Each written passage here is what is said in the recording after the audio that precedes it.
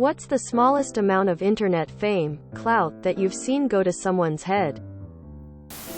I made a fairly successful MySpace-type quiz once. Over 1 million people took it. I put that on my resume. I work for a company that books luxury travel. Think $20,000 packages. A woman contacted us wanting a free trip in exchange for posting it on her blog, proudly proclaiming that she had 800 followers. My coworker's dog photo account has more followers. This dude created a forum for our anime club. He appointed the people he liked as mods, and then they came up with this weird currency, very similar to Reddit Gold, and tried to use it to lord over me. Like, what? It was very shrewd bucks. Edit. There were only like 7 of us on the forum too. My dad's collection of vintage drinking glasses were used in the Mothman prophecies. His glasses made the movie much better. Just ask him. He'll tell you. That dude telling Keanu Reeves that he's breathtaking. He would later comment on other stuff whenever breathtaking was mentioned, as if he was the one that came up with the word and made it his thing. Back in the day when I played WoW, there was a guy on my server who had a tiny amount of name recognition. He was good at the game and spent a lot of time and energy organizing things. People on the server knew him and would ask for his help, or show him deference in order to get his attention on things. One day he put together an optional raid, and at the end of the raid a particularly rare item dropped. Instead of an open roll, which was the standard at the time, he simply gave the item to his friend. When people complained, he said something like, "I'm so and so. I'm the most important raid leader on this server. You're all lucky to even be here right now. So shut up and deal with it." Well, screenshots were taken and links were sent around. Dude ended up transferring off the server less than a week later because nobody would give him the time of day. A classmate of mine got invited to a pyramid scheme through Instagram. She started planning her entire influencer career. Got real mad when I wrote an extensive explanation on what a pyramid scheme is, and showed her I'd gotten dozens of those DMs before. There's a kid I work with who's, I believe, 7 years old, and he's a YouTube influencer. By that, I mean the kid's parents made a YouTube channel that follows the same format as stuff like Ryan's World. Got lucky with one video that got around 10,000 views. All of their others barely have 100. And it immediately went to their head. The kid's dad refers to himself as his manager and answers questions on the kid's behalf. They hand out business cards with all their social media info. And they even got the kid's name legally changed to the name he uses on YouTube. The worst part is the kid seems indifferent at best to all of this. It's 100% his parents pushing it on him. My friend's family immigrated from the USSR. He was born and raised in the US and went into the military. After some time in the service, like everyone else, gets a ton of participation ribbons. Those ribbons would got to his head. He would walk around in dress uniform when he was off duty, and people would walk up to him and thank him for his service.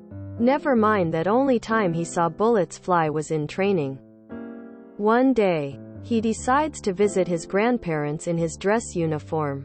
His grandfather looks at him and said, "Son, I fought from Stalingrad to Berlin and got 1 ribbon. How many planets did you have to invade to get all those ribbons?" Quote. After that he never wore his dress uniform out in public again. The late great Biz Markie follows me on Twitter, and nobody can take that away from me. Now who wants to touch me? When people get a highly upvoted top comment on Reddit and come back and edit it 20 times with additional commentary as they are now the world's authority on the situation. Dude, they were just upvotes. We weren't asking for an encore or anything. And maybe I'm internalizing because, in the few instances where this has happened to me, I'm almost always regretting my comment, convinced by the many naysayers that I got it all wrong, and just want to never return to the page again. So I just don't get it. In my experience, if you have to put influencer in your bio, you aren't an influencer at all. Man facepalming light skin tone. In college, a girl I knew was elected student body vice president. She almost instantaneously became the most insufferable person I've ever met, complaining about the plight of having the lives of 20,000 people rest in her hands. She would use it to try and get better service at restaurants. It was like something out of a comedy. We stopped being friends with her. Being a moderator in a small forum, Discord server, community. Seen it so many times. When I join a new community, I always look at the histories of the most active mods. Those people will completely ruin a community of otherwise cool people. I entered a blog competition to my uni the summer before I started. I won. And myself and 2 others were given a free laptop on the understanding we'd keep publishing blogs as insiders for the uni to use as a marketing tool. I put one up a week and enjoyed it. They were decently entertaining and linked on the uni website, but probably got no more than a few dozen reads. On my birthday a few months into the year, the bouncers at a club wouldn't let me in as I appeared too drunk. I got into a pedantic argument with them about whether the pavement was public property or not. Then shouted at them I was going to write about it in my uni-sanctioned blog. I woke up hungover the next day and did not write about the incident in my uni-sanctioned blog. A new local TV anchorwoman was trying to pay for her dinner at a restaurant with a check. Restaurant doesn't take checks. It's posted all over the front door she walked through. She stands up and starts screaming at the waitress, "Do you know who I am?" The waitress says no and walks off to get her manager. She didn't get to pay with a check. 2 weeks later, the same anchorwoman comes into the department store I worked at. She has a mound of clothes in her arms and throws them on the counter and asks what kind of discount she gets for being a local celebrity. My coworker tells her such thing does not exist. She pushes the pile of clothes off of the counter and tells my coworker that she needs to learn how to treat the upper class better. She's not our local TV anchor woman anymore. A guy from my hometown who was sort of a skisball helped some elderly folks escape a fire. The act itself was commendable and he deserved the recognition he received in local media, and he went viral for a week or two, but 0.5+ years after the fact he was still using that as a way to try to get out of tickets or being cut off at the local bars after refusing to pay tabs. My brother encountered his Instagram recently and his self-description says something like, "Inspoken hero. DM me for details, LMAO." Ages ago, the Washington Post used to have a free tabloid.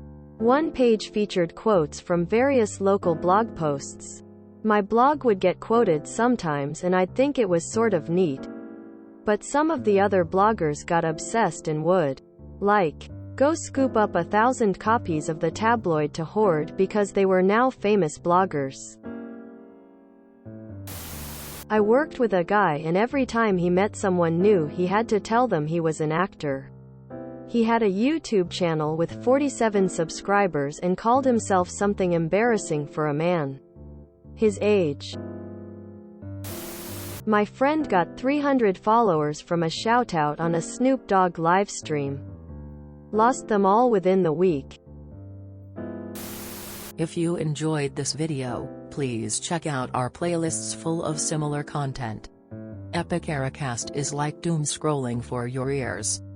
Please like, share, and subscribe.